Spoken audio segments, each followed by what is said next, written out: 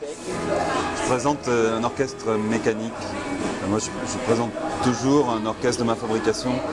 C'est ma vie, ça, de fabriquer des orchestres qui marchent avec ou sans moi.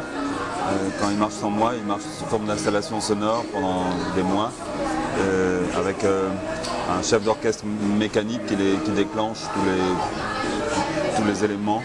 Et puis quand ils marchent avec moi, c'est moi qui déclenche, qui fait le trigger. Je fabrique des orchestres qui ne marchent pas au pas, qui ne jouent pas de la musique militaire. C'est tout le contraire. Ça joue un groove qui est plus senti que affirmé sempiternellement. Et ça, j'y tiens parce que je crois qu'il y a trop de musique militaire par le monde, surtout dans la musique populaire. Et alors donc j'aime bien qu'il y ait un décalage comme ça. Et il n'y a que des machines qui peuvent faire ça. Et donc c'est l'intérêt d'utiliser des machines, justement, de les avoir pas tout à fait synchronisées. Des musiciens vont avoir beaucoup de mal à jouer désynchronisé parce qu'ils ont des oreilles. Alors ils vont toujours jouer sur le même rythme préétabli. Mais des machines peuvent avoir 2, 3, 4 rythmes différents, et on appelle ça de la polyrythmie. Les Africains utilisent beaucoup ça. On obtient une sorte d'hypnose avec ça, à laquelle aussi je tiens. Est-ce que les gens ont tendance à danser sur... Je ferme les yeux quand je joue pratiquement, alors je ne me rappelle pas si je n'ai pas pu voir. Mais je crois que non, je crois que... Hélas, hein, parce que j'ai joué de temps en temps pour la danse et ça me plaît beaucoup, pour la danse aussi populaire, c'est-à-dire des gens qui dansent spontanément devant un musicien, ça c'est génial. Et non, je crois que pour moi, j'ai l'impression qu'ils s'arrêtent et ils regardent, parce qu'il y a beaucoup à regarder en plus d'écouter. Moi je rejette rien en musique, j'aime tout, j'aime les rythmes, j'aime les polyrythmes, oui. J'aime les bruits, j'aime aussi l'harmonie, les accords, les beaux accords, les belles suites d'accords, j'aime aussi les mélodies. Je ne vois pas pourquoi un style de musique qu'on voudrait d'avant-garde, qu'on voudrait novateur, serait toujours obligé, forcé de rejeter un de ces éléments. Je les aime tous et j'aime la combinaison de tous. Quel est votre rapport aux outils numériques, aux instruments numériques ? Je les utilise à la maison, je ne les utilise jamais sur scène, c'est pas fiable. J'y penserai d'ici un siècle ou deux, mais pour l'instant, j'y crois pas. Pour l'instant, qu'est-ce que vous utilisez ? Et puis d'abord, je voudrais dire que, enfin nous en France on a un dicton qui dit qu'importe le flacon pourvu qu'on ait l'ivresse, qu'importe le médium, le moyen qu'on utilise pourvu qu'on arrive à ses fins. Je crois que j'ai les mêmes buts que beaucoup des musiciens de musique électronique. L'utilisation des boucles, des rythmes répétitifs, sampler des sons du monde, de la vie. Donc ces buts-là, je les mets en œuvre comme eux.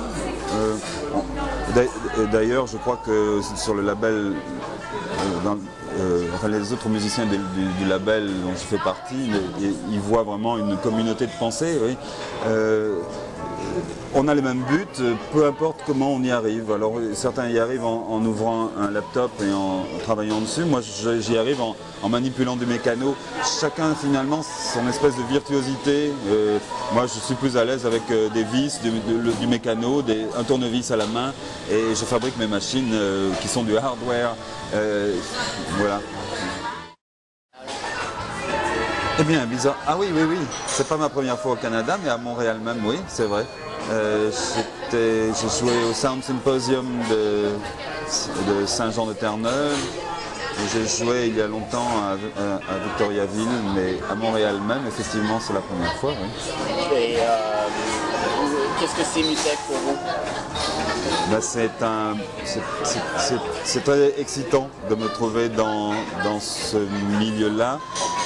Mais j'attends encore d'éprouver les 2 premières soirées pour comprendre ce que c'est Mutech. J'ai presque un petit pincement au cœur de ne pas être programmé la nuit pour les gens qui dansent, justement, parce que ça c'est un pari pour moi, c'est le meilleur challenge. C'est-à-dire, mais je crois qu'effectivement c'est plus sage de m'avoir programmé à 8h30 devant un public assis. Mais en fait, j'ai plus l'habitude de ça. Et tandis que les quelques fois où j'ai joué dans des raves avec FX Twin et avec Square Pusher, là j'ai vraiment éprouvé les plus grandes sensations de ma vie de musicien. FX Twin et Square Pusher? Oui, j'ai joué pour une rave d'FX Twin à Rome, oui. Et devant 6000 personnes qui dansaient, mais qui pour moi peut-être, effectivement, j'ai pas osé regarder non plus. Ils se sont peut-être arrêtés de danser quand même. Mais ça n'empêche qu'il y avait ces vibrations, ces ondes extraordinaires d'une foule qui est gourmande de son. C'est cette foule-là pour laquelle j'ai très envie de rejouer. Mais c'est vrai que comme je suis placé un peu dans l'expérimentation, les organisateurs ont tendance à me placer plutôt du côté intellectuel de la chose. Je ne suis pas du tout intellectuel en fait. C'est très basique ce que je fais. Ça serait presque du easy listening et easy looking at, on pourrait dire, parce qu'on peut regarder ça et comprendre tout ce qui se passe. Il y a moins de mystère qu'un DJ qui travaille sur un laptop ou même sur des platines. Tout est visible, c'est un jeu en fait. C'est bizarre, on me dit souvent que c'est poétique. Je n'ai pas l'impression d'être un poète spécialement. Mais enfin, oui, c'est le mot qui revient très souvent. Et vous le recevez bien? À force, oui, bien sûr. Sinon j'aurais arrêté, j'aurais été fâché, on me serait arrêté. Non, même lorsque j'ai essayé de faire des choses un peu agressives, non, on me dit toujours, c'est très poétique. Voilà, je m'y fais, oui.